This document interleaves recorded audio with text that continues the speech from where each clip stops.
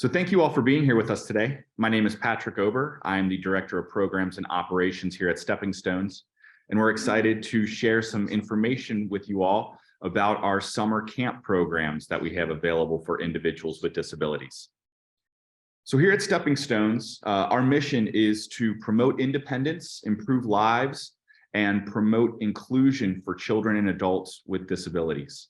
We're here today to talk about our recreation and leisure programs. We offer these programs during the fall, winter, spring, as well as the summer. And these programs are designed to serve individuals ages 5 to over 65 years old with mild to moderate developmental, intellectual, or physical disabilities. A little bit about Stepping Stones and where we're located. Stepping Stones has 4 program locations across Southwest Ohio. In addition to our rec and leisure programs, Stepping Stones also offers education programs as well as adult day service programs. Our rec and leisure programs, however, are operated at 2 of our properties, one being in Indian Hill on Given Road, and the other being in Batavia, Ohio, over on Lake Allen Road at our Lake Allen campus. Those 2 scenic properties for our rec and leisure programs provide wide open spaces, a natural setting with lots of wildlife that really suits summer camps, both day camps and overnight camps extremely well. We've been having these camps in some form since we started as an organization back in the 1960s. I really quickly wanted to go over our criteria of service with you all. So because of our unique environment and our seasonal staff, our goal is to safely accommodate as many participants as we possibly can. To make sure that we do provide our programs in a safe environment and keeping in mind our staff and their ability to serve these individuals, we do like to make sure that everyone is aware of our criteria of service. So while this is a criteria that we do look at on a case-by-case basis, we do want to provide it as a general piece of information for you all so that you, when thinking about whether you have an individual that might be suited for our camp, can start to kind of make that determination. So for example, as it states in our criteria of service, we currently are unable to serve individuals who cannot participate in activities and sleep in a group setting. This is especially true as we talk about in a little bit here with our overnight camps. We unfortunately are currently unable to serve participants who do require one-to-one supports for behavior. We also request that individuals that attend our summer camps, both our day and our overnight camps, do have some kind of independence or ability to engage in their personal care needs, eating and toileting, either independently or with some verbal prompting. If you do have an individual who needs some kind of partial assistance with personal care, again, we always consider those individuals on a case-by-case basis, looking at their specific needs, looking at our staffing situation, and our ability to incorporate those individuals safely into the groups that we have for our programs. Our criteria of service also requests that individuals who show extreme aggression towards self or others, who are a flight risk, who may have safety issues towards open bodies of water and roads, or have histories of inappropriate behavior, property destruction, or severe self-injurious behavior, we unfortunately are limited in our ability to provide programs at our rec and leisure sites for those individuals. However, if you do have any questions about whether someone is an appropriate fit for our camp program, we are always more than happy to speak with you about that. And like I said, we try to look at these on an individualized basis. So our criteria of service is a general guideline for you, and we are always happy to talk about the needs of the individual and whether we're able to accommodate those. So we've got a few other people here that I'm going to pass the kind of camera along to help explain our programs, explain more about the funding options and how you can apply to have individuals participate in these programs. So I believe our first person I'm going to have is our recreation manager, EJ Bachman, who's going to come and talk about our day camp program, which is at our Given location campus here in Indian Hill. Good afternoon, everyone. My name is EJ Bachman. I am the recreation manager that services our Given campus, which is also coincide with our day camp main logistics and operations. And so I'm going to walk you through first a little bit about our Given campus and what the area looks like and the different parts of the terrain that we would like you all to know. And then I'm going to go into a little bit about our program structure and what our summer day camp program looks like. So I'm going to start out by just talking briefly about our given campus. So as Patrick mentioned earlier on, this is one of our 2 summer camp locations, specifically our day camp program location. And so some of the features that are available at this program, we have accessible bathrooms, accessible hiking trails, just very scenic view of nature. You see a cute little picture of 2 deer there at the bottom left corner. That always resonates what we love our deer around this property. We have a full service gymnasium, several indoor program spaces that house many of our recreational activities that I'll talk about a little later on. We also have a nurse's station with a licensed nurse who is on program site throughout all program hours. We have an outdoor playground that's used for recreational opportunities. The water dominates. Everyone's favorite activities are our water-based activities. So we have an outdoor swimming pool as well as a lake for boating and fishing that they can engage in as well. So that's just a few of the features of the campus.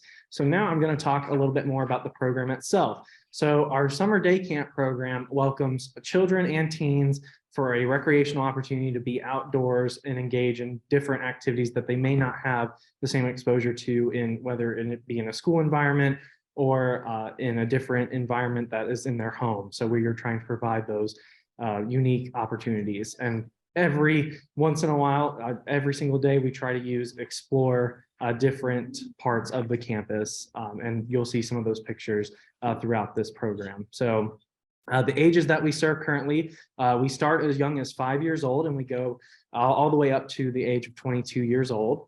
And we offer the program Monday through Friday, starting in the beginning of June, and it continues through the beginning of August.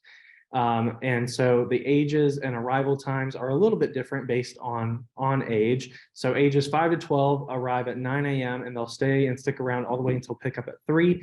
And then ages 13 to 22 will start as early as 9:15 and will go until 3:15. And the cost associated with day camp, you will see below on the slide. Continuing on. I'm just going to talk a little bit more about the activities that we offer with this program. So we have several great diverse set of activities that we offer. We have arts and crafts, fishing, music, sports and games, sensory science activities, swimming. Of course, I said waterfront really dominates the excitement factor. And we have some fun and learning / world discovery activities that kind of coincide with more of an educational base background. But we also have these big community-wide summer camp events that we really are excited about that we do just about every summer. We try to incorporate some unique events, such as one that's really popular that we do out here in July is hay sledding, usually coincide with Christmas in July, but we also do a camp-wide talent show that showcases all of our campers' abilities and many talents.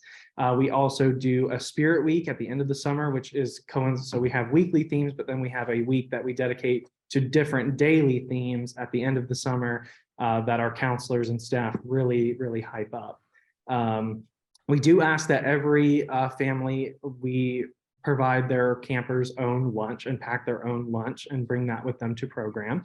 And you can see listed, I'm not going to run through them all. I'll have you read on the slide, but we do have different inclusions into our program. And I talked a little bit about them earlier, such as the nurse that I mentioned. We do have lifeguards. Safety is our top priority with all of our programs. So we do have lifeguards that are available that watch over all of our waterfront areas. We have seasonal staff who are trained in the different disability education, emergency procedures, behavior supports, first aid, trauma-informed care, really just a diverse set of skills that our staff learn, and then they implement that when working with the participants that come to our program. And I believe I was right. I believe that takes it the end of my slides. So now I'm going to pass the camera over to our other recreation and leisure manager who services our Allen campus and our overnight program, that is Sarah Street. Hi, everybody. My name is Sarah Streets, and I am the Rec and Leisure Site Manager for our Allen campus, which is also known as our overnight staycations for the summer. So our Allen campus is located in Batavia, Ohio, and these are some of the features that we have here. So we have a lot of acres. Our cabins are accessible. with bathrooms that are attached inside. And the cabins are heated and they have air conditioning as well. New this summer, we have our putt-putt course, which everybody is super excited about.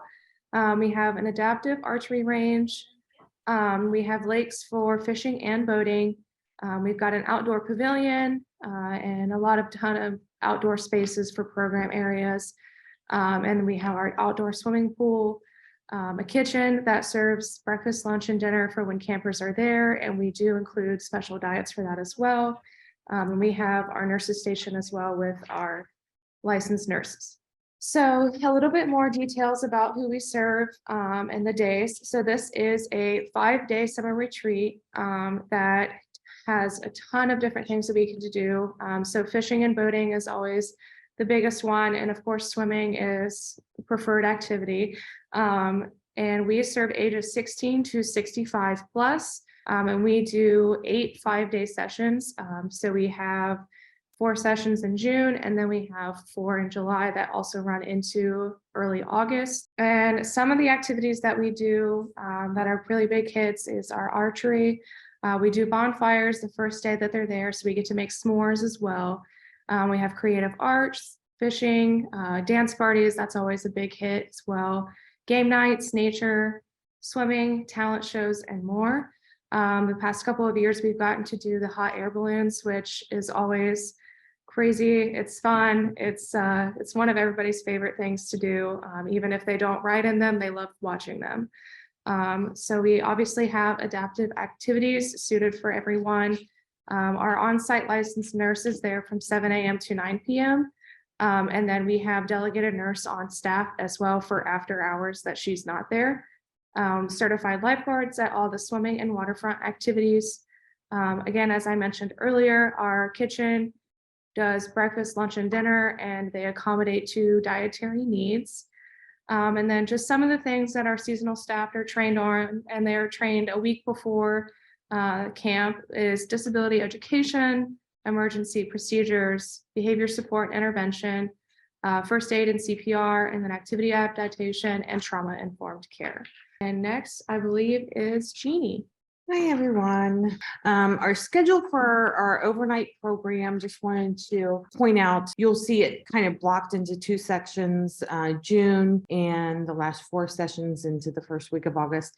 The June sessions we have a grant that is available until it's gone. I mean, we have an amount, and then once it's gone, then it's gone, but it's available for those that do not have a state fund waiver right now. We like to give everybody an opportunity, and sometimes that cost is a little bit much for families. So definitely get that out there to your families.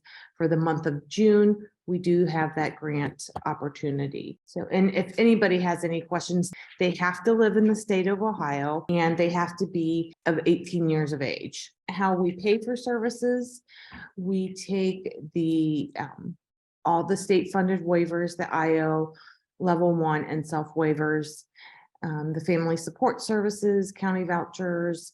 And if any of your families have third-party pairs, I know Families for Hope sometimes fund some services as well, that just feel free to reach out and say, hey, we have this third-party funding source. Will you take that? We'll always take a look at it for sure.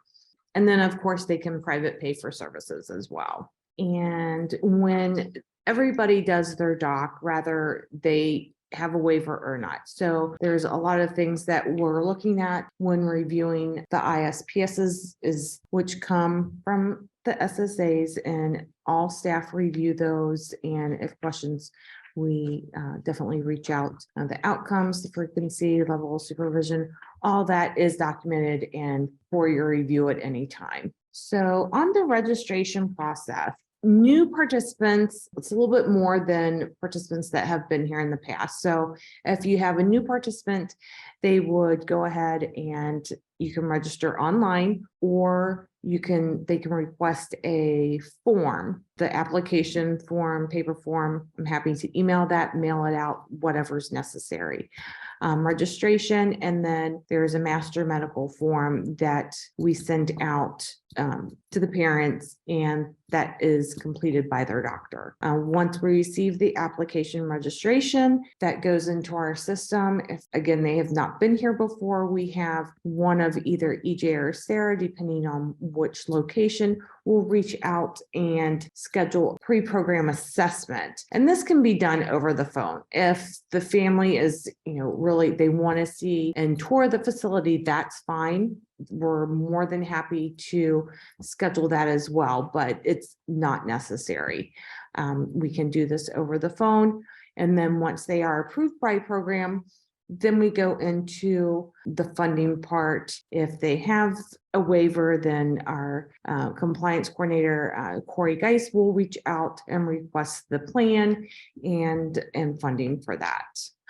So it's kind of just a step-by-step process, but it does take a little time. And then once we start adding our staff for the summer, then we start placing the participants in their groups or cabins. And once we have all our pieces, our application master medical form, the funding, how it's paid, and that they're good program-wise, they will be enrolled. Once they're enrolled, the parents will get a packet of information, but at any point in time during this process, please feel free to have them call me, or you can call me with any questions. And my name and phone number are right there. And in all honesty, I do try to get back to people within 24 hours, 48 hours at the most.